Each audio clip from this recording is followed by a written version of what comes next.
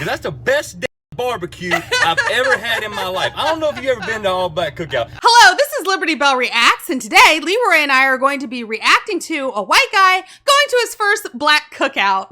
And make sure you stick around to the end of the video because you never know what I'm going to do.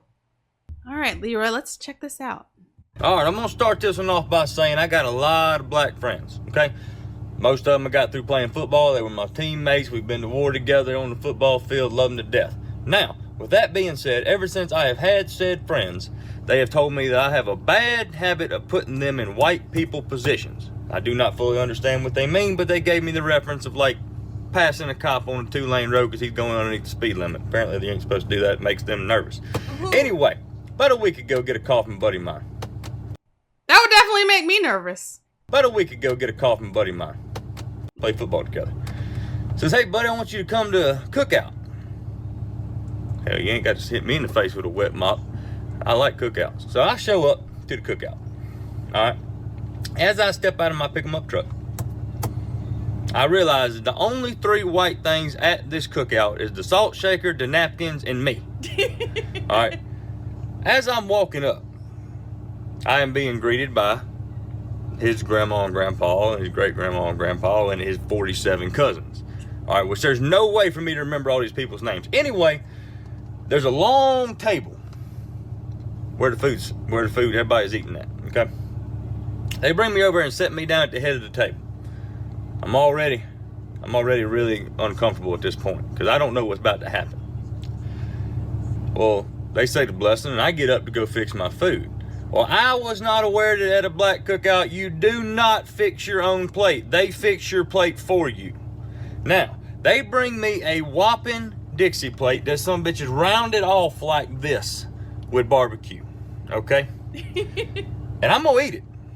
Don't get me wrong, I don't waste food, I'm gonna eat it. So as I'm sitting there munching away, you know, just kind of getting my bearings about where I'm at, these 2 ladies walk up to me, 2 of his aunties, with 2 different potato salads. All right, they say, we want to get your opinion on which one of these is better. Now, apparently just because I'm white, I'm supposed to know the different calibers of mayonnaise. Well, I ain't finna piss nobody off at this cookout, okay? So I ate both of them and I told them that they were just so damn good, both of them, I couldn't pick one. Now, at this current time, I am almost in a food coma because I've ate so much because I didn't want to disrespect nobody's cooking there. And then his great-grandmama, Mama T, that's what they call her, she comes up to me with what looks like a 5-pound piece of cherry pie. Now, let me paint a picture for you. I've got the meat sweats, all right? Got barbecue sauce on my shirt. I'm drifting in and out of consciousness, and she's bringing me a 5-pound piece of pie. Now, I saw Friday After Next. I know what happens when you disrespect somebody's grandmama. I saw what happened to Craig and Day Day when they disrespect somebody's grandmama. You ain't finna be chasing me through these pines because we way out in the woods at this cookout. I'm white, not stupid. So as I eat this pie, which I'm eating this pie because I ain't finna piss off nobody, especially the head woman there because she ranked up top. That's great grandma. You don't mess with her. I finish this pie and I drift off into a Caucasian psychosis of a food coma. And I did just like this right here, just like this. I went, whew, I'm full. As soon as I lifted my head back up, the table I'm sitting at is no more food on this table. I don't know how long I was out for, but somehow I'm still in the same chair. I have been dealt into a high-stakes spades game at an all-black cookout besides me. What the fuck is going on? How did I get here? At what point in my life did I take this turn to take me to where I'm at? This is funny to me because this parallels a lot of the cookouts that we'd have over grandmom and granddad's house. Except there were never any white people. I don't ever remember seeing not one white person ever. And also, we made our own plates. I don't know if that's more of a Southern thing because it sounds like he has a Southern accent. But we're so mixed up in this country. We have Northerners that live in the South and Southerners that live in the North.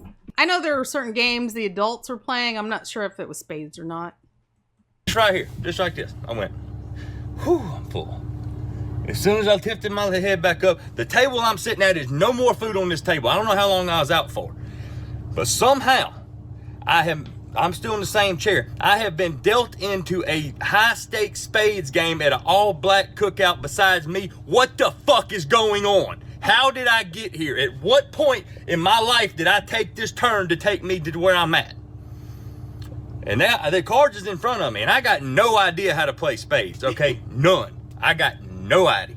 All right, I'm white. We played Go Fish and Cornhole. All we did, we got bored one day, literally did the whitest thing possible, walked out in the field, got some corn, took our pocket knives and cut it off the stalk, all right, put it in a bag, went over there, found some plywood in the shed, cut a hole in it, put it on an angle, and we tossed it at each other. That's what we do. I have no idea what spades is. So as they give me the runaround idea what the hell is going on with this spades game, I look at my hand and I realize that I probably got a pretty decent hand. Well, they asked me, they said, Zach, how many books you got? Which they had just explained this to me now. I'm talking about just now.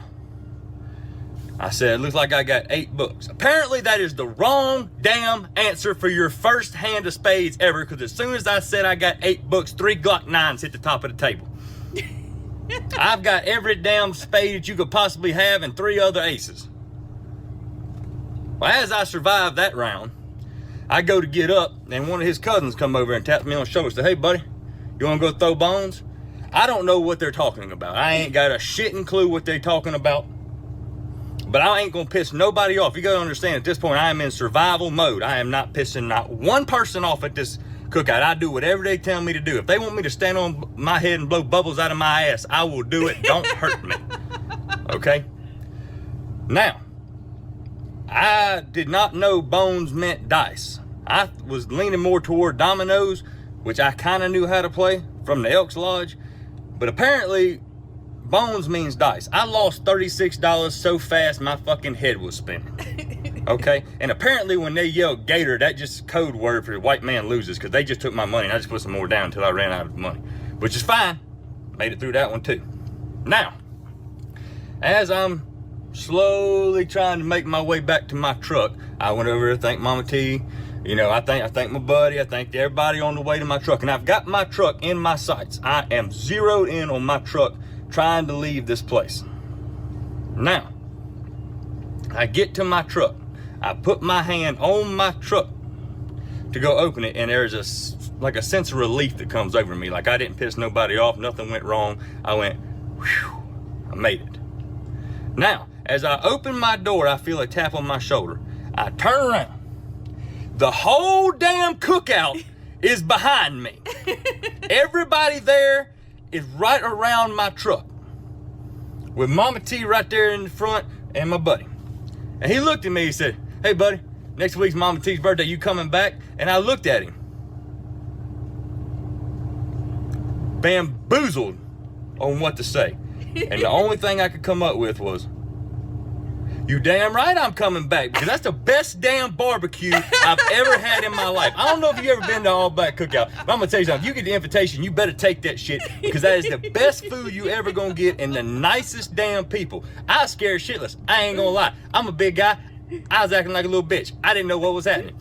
But at the same time, that's the most fun and some of the best people I've ever been around in my entire life. I'm going back next week.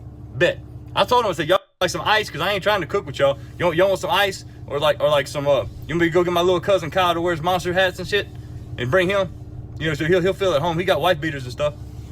What y'all need? They told me I couldn't bring nothing but myself, me, and I.